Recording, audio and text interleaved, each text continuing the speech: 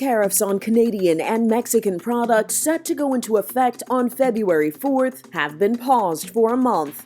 U.S. President Donald Trump says he was levying a 25% tariff on goods from America's closest neighbors as a way to stop illegal immigration and fentanyl from crossing the border. At the last minute, he backed down from those executive orders. Trump insists his trade policies will be good for Americans, despite higher costs. Tariffs don't cause inflation, they cause success. They cause big success. So we're going to have great success. There could be some temporary short-term disruption, and people will understand that. According to the Tax Foundation, a nonpartisan, nonprofit tax policy research organization, Trump's new tariffs could cost the average American family more than $800 per year.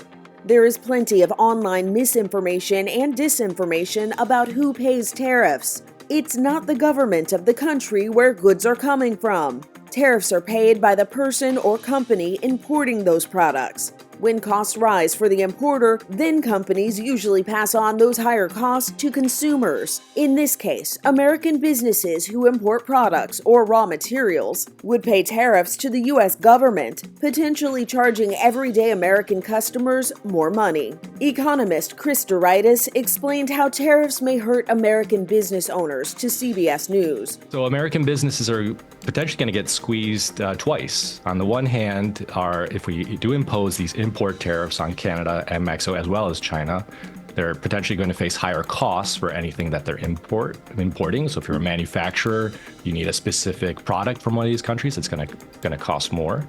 And then on the flip side, if you are an exporter, if you're selling into these markets and there are now tariffs being imposed on your exports, well, that could certainly hit your bottom line, reduce your profits, and maybe reduce your sales. So potentially it hits on both the top and the bottom line.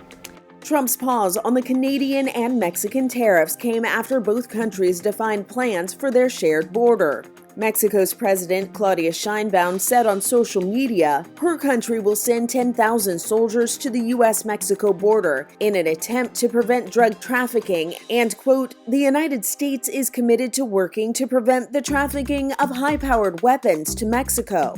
Canada's Prime Minister Justin Trudeau said in a statement, quote, "Nearly 10,000 frontline personnel are and will be working on protecting the border." Trudeau, who paused a proposed 25% tariff on American goods in retaliation for Trump's plan, also reiterated that Canada has a $1.3 billion border plan in place that was announced in December 2024. Trump has gone ahead with a 10% tariff on Chinese products entering the U.S. China's president has responded with tariffs of their own, 15% on coal and liquefied natural gas, and 10% on crude oil, agricultural machinery, and large engine cars. This is Inside Edition Digital.